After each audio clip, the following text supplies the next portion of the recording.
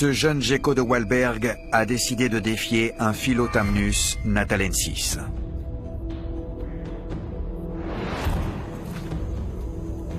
Ce serpent vert d'Afrique du Sud peut atteindre 1 mètre de long, soit 11 fois la taille du gecko.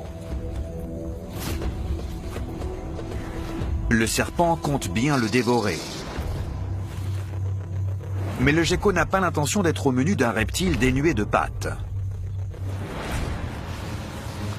C'est un combattant aguerri, comme en témoigne le moignon qui lui fait office de queue. Mais cette fois, il décide d'adopter une tactique audacieuse. Il a refermé ses mâchoires sur la mandibule de son agresseur pour l'empêcher de l'avaler tout cru. Un pari risqué. Le serpent profite de cette position pour mordre sa proie en pleine tête.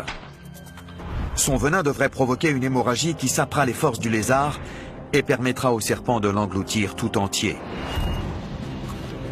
Le gecko ne peut éviter les doses de venin.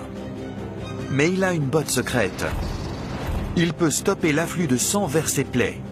Et ce tronc d'arbre lui permet d'utiliser une autre de ses armes. Ses pattes collantes. Chacun de ses doigts présente une surface en lamelles tapissée de 100 millions de petits poils dont la force d'adhérence est phénoménale. Le serpent a beau tirer de toutes ses forces, le petit lézard reste fermement collé au tronc. Il n'a pas autant de force dans les mâchoires.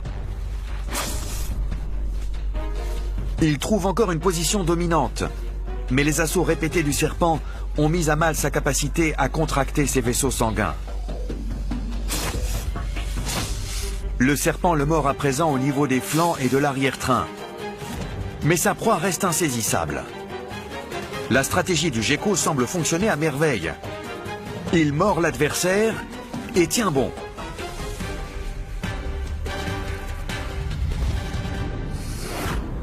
Le serpent rend les armes.